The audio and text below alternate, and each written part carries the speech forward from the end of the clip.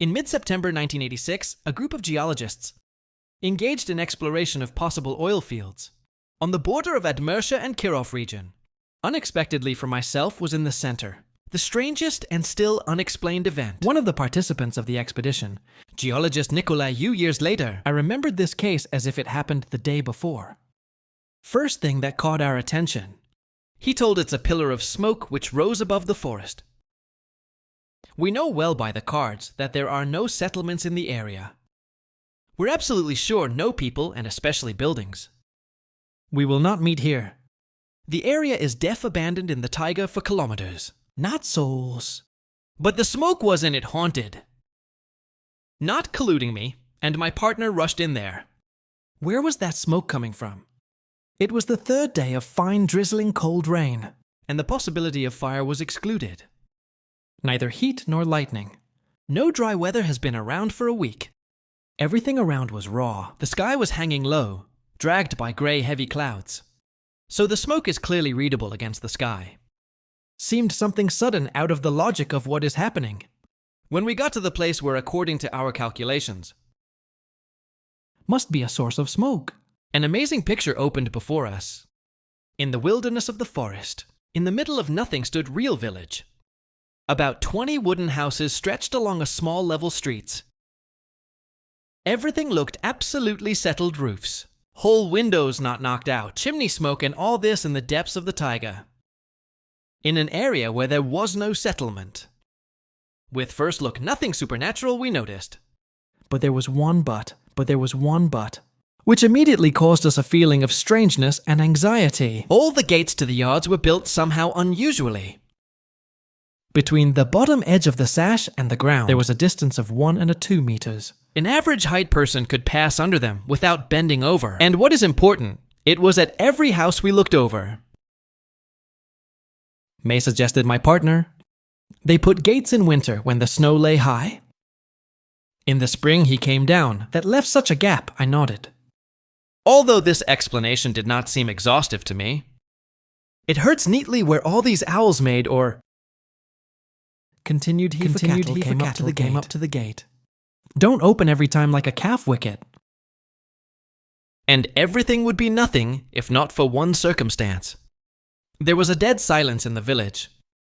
No cow mooing could be heard. Nor doglai, no human voice.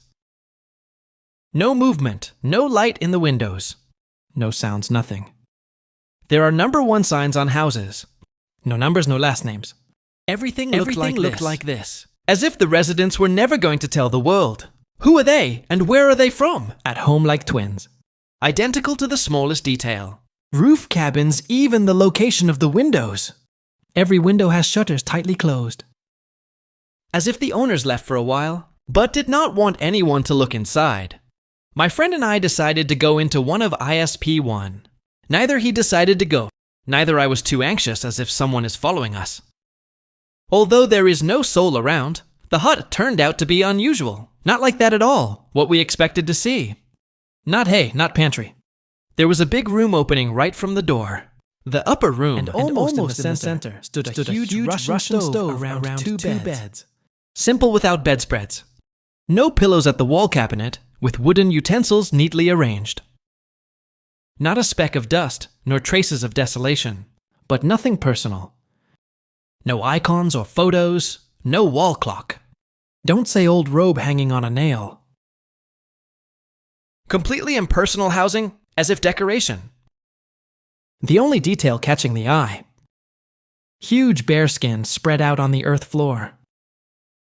Her muzzle was so realistic. Frozen in a vicious grin that my comrade backtracked. Crust, but the atheist was to the bone. We opened the oven door. No firewood, only red-hot to white material, whether metal or coal. But he pulsed with heat. Although there was no smoke or smell of Harry in the house. We were standing in a hut, chilly, cringing from the cold, and inside the house it was so hot. What could you sit in one shirt? No sign of that someone stoked the stove. It did not fit into any one logic scheme. Peep the barn empty. Next house, same painting, and so with every hut. Everything is the same, bearskin emptiness. Heat from an incomprehensible source in the furnace and not souls. Everything seems to be made under a blueprint. And that's on 6th house or maybe in 7th. I definitely do not remember. Something happened that is still standing before my eyes. Like a shot from a nightmare. We entered the hut, and there, as usual, skin on the floor. But there was a man laying next to her. Old man with long white beard and a vintage canvas shirt with no shoes.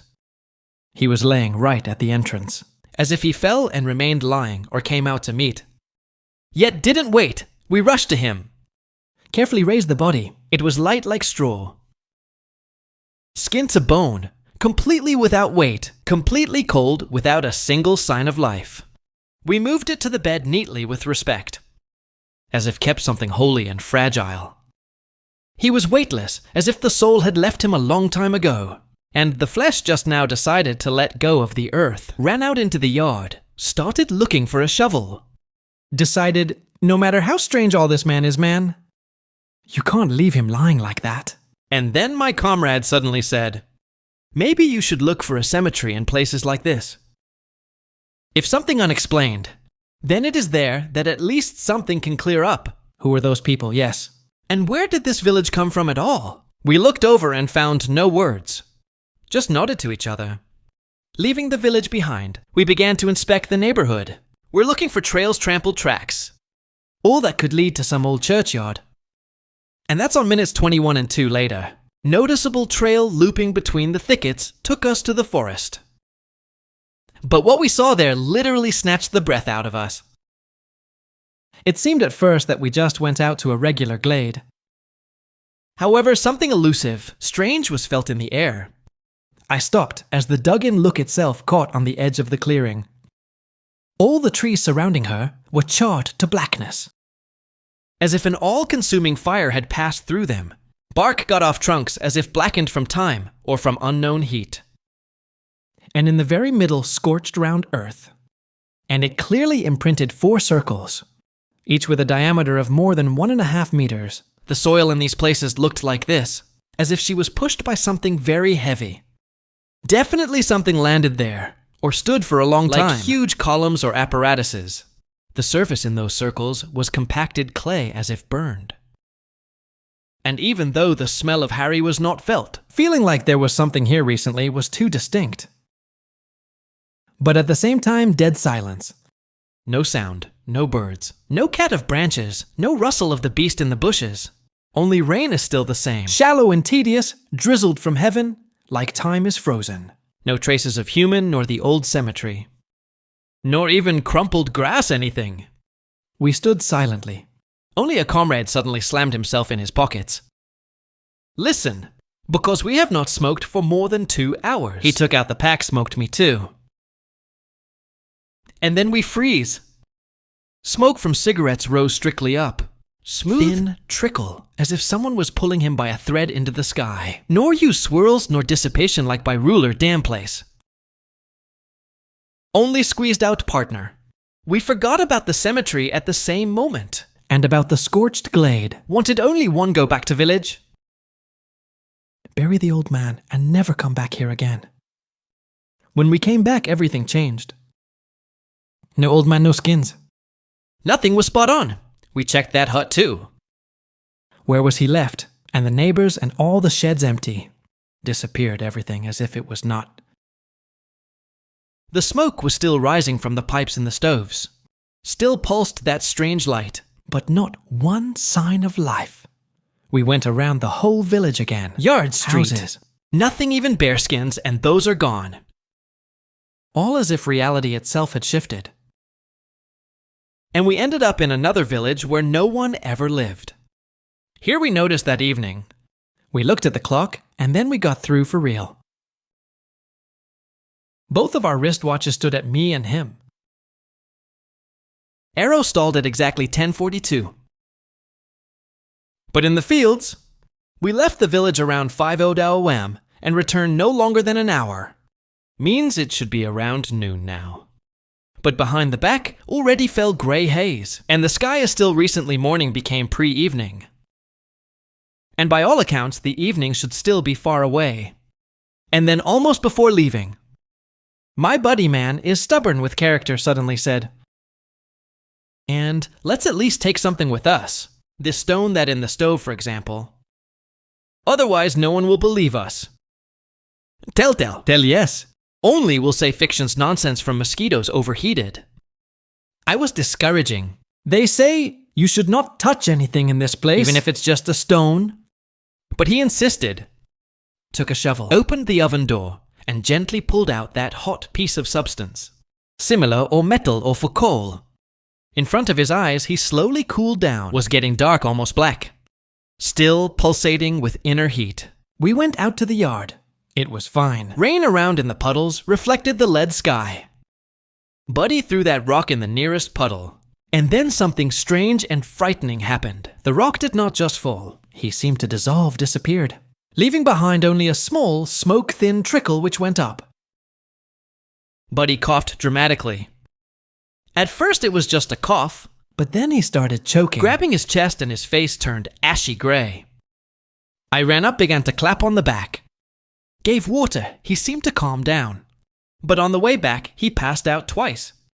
Was just walking in suddenly as the bag fell on the ground. Every time came myself with a blank stare, as if he didn't recognize me.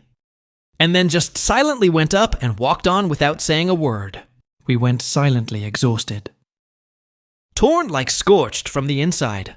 Not from the road, even from that. What did we see from realizing that got not just in the tiger and somewhere beyond the usual world when they returned to camp? First thing, decided to be silent. Not a word who will believe. Who will not consider crazy? Such cases as we knew a lot. And every time where no one believed, or those who told themselves. Then lost somewhere in hospitals with bars on the windows. We agreed to be silent. But the oddities did not end there.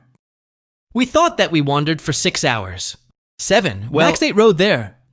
They're here by village return. But when came turned out, it's been 5 days. 5 full days. We have already been reported missing, searched and stopped. Deciding that we died, as if this village took our time. And then the scariest thing started. Buddy my changed beyond recognition. Quit smoking. The very fact of mentioning smoke or ash caused horror in him. Almost panic reaction. He lost almost half his weight. Weighed about 40 kilograms, with a height of 1 whole 80s drained. Turned black under my eyes, stopped talking to almost everything. But the weirdest thing, he started drawing day and night uninterrupted on everything. On paper on the walls. On the fabrics on boxes.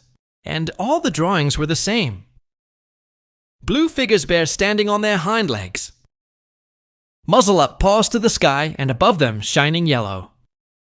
Orange light like explosion or sun or anything else. Not out of this world, these drawings were hundreds. But each is an absolute copy of the previous one.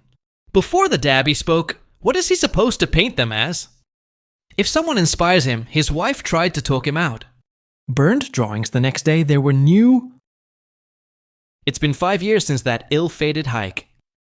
He and his wife had 2 children. One after another seemed everything started to get better.